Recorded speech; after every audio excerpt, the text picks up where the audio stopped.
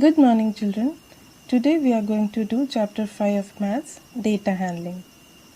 You must have seen the use of graphs on TV news channels, magazines, newspapers, and also during cricket matches. These graphs are shown to us to give us information in such a way that it is easy for all of us to understand.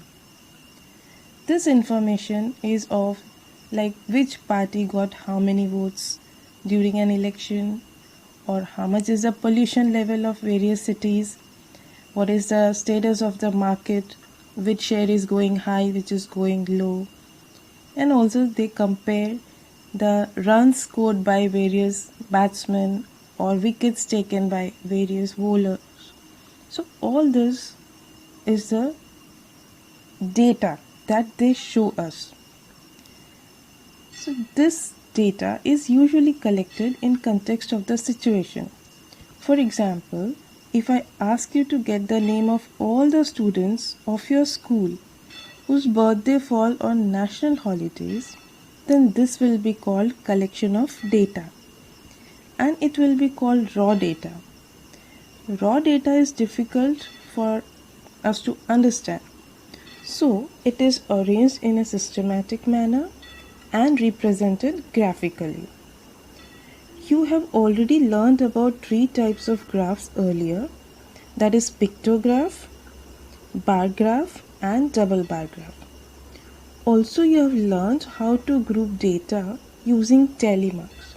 Remember, bar graph is used to represent data or information about any one particular thing, whereas double bar graph is always used for the comparison of two things. Let's see the examples given on page number 71 under the heading Try These. Here in the first question, you have to just draw a bar graph showing the number of watches sold. No comparison, so simple bar graph. Whereas in this one, you have to compare two things, like number of children of school A, B and C, those who preferred walking and those who preferred cycling. So these two things are compared. So here we are going to make double bar graph. Same way, the third one shows the percentage wins of one-day internationals by 8 top cricket teams. But here from the Champions Trophy and last 10 ODI. So two informations are to be compared again. So here also we need to draw double bar graph. Before we make the graph, we need to organize the data which we have, that is raw data. And it is done in two ways depending upon the amount of data. Now how to organize the data? Here you can see a big data given, but it's not that big. Here some subjects are mentioned and these are the favorite subjects of the students. Now this is to be put in a proper form, because here art, maths, science, English, maths, it's not given in proper order. So first what we will do is we will have to put this in a tabular form and then we will make a graph out of it. Now see here, there were only 4 subjects, the favorite subjects, and how many students liked art. Using tally mark we find it out and then put it in number. So these numbers are called the frequency. How many students liked art? 7. Maths was liked by 5 students. So this gives the frequency of mathematics. So this particular column is called the frequency. What is frequency? Frequency is the number of times that particular entry occurs. Let's see another data. Here you can see the marks scored by 60 students, and the minimum marks that you can see here is 5 and maximum scored is 50. So the data ranges from 5 to 50, that is 45 marks. Now this data cannot be put one by one separately, like 5 marks, 6 marks, 7 marks cannot be put like this. So it is to be put in a different way. It has to be grouped and put together. Now here the data is put in a grouped manner.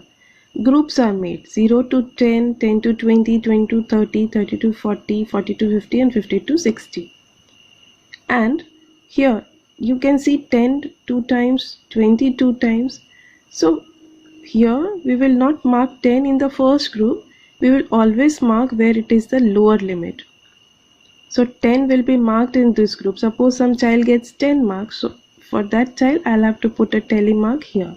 Suppose some child gets 30, so it will not be marked in this group, it has to be marked in the next group where 30 is the lower limit. These two are called the limits of the class. This is the lower limit, this is the upper limit. So where will we mark 30? Wherever it is lower limit, we will mark 30 there. Now see this. This type of frequency, it is called grouped frequency distribution. Now you can see here 21, that shows that maximum 21 is the maximum number. So 21 students got marks from in between 20 to 30. We cannot say here who got how much, but what we can say is 21 students got marks from between 20 to 29. Similarly, only 2 students got marks less than 10, and only 1 student got mark 50, because a number is not more than 50. Maximum marks was 50, but 50 cannot be marked here, so one more group of 50 was to be made. So this is called grouped frequency distribution. And here you can see like 40 to 50, 30 to 40, there is a difference of 10. So what is that called? That difference is called class interval. With this type of grouped frequency distribution, the graph that we make is called histogram. Here the bars are joined to one another, and the difference between the upper limit and the lower limit is called the width of the class, or the size of the class interval. Let's see how to make a histogram. This is the table that you see here, whose graph is to be made. The class interval that you see has to be always shown on x-axis. Remember, when you are drawing a histogram, class interval has to be shown always along x-axis, and the frequency will come on y-axis. Here class interval shows the marks obtained and frequency shows the number of students. So instead of writing frequency and class interval, we will write marks obtained and number of students. Now let's see how to put it on the graph paper. So first you will make x and y axis, and you will mark along the x axis marks of students and write down this class interval 0 to 10, 10 to 20, 20 to 30, and so on, like shown here. Now we will mark the frequency along the y-axis. Remember, frequency is to be always shown on y-axis, and here the frequency shows number of students. Let's see the table again. So here the minimum frequency is 2 and the maximum is 21. So on y-axis, if we take the numbers in table of 2s, that is 2, 4, 6, 8, 10 and so on up to 22, it will be easy for us to make the bars. So let's take accordingly. From 0 to 10 class interval, the frequency is 2, so we will make a bar of height 2. From 10 to 20, the frequency is 10, so its bar will be drawn at the marking where 10 is shown on number of students, that is y-axis. Similarly, 20 to 30 has a frequency of 21, so somewhere in between 20 and 22 we will show 21, and this way we will complete our bars. Here all the bars are joined together to one another because the class intervals are continuous, and that's why the figure that we get here is a histogram, not a bar graph. Sometimes the class intervals don't start from 0, but they start from a number far away from 0. In such cases, those numbers are not shown on the x-axis, and it is shown that missing numbers are shown with a jagged line or a broken line.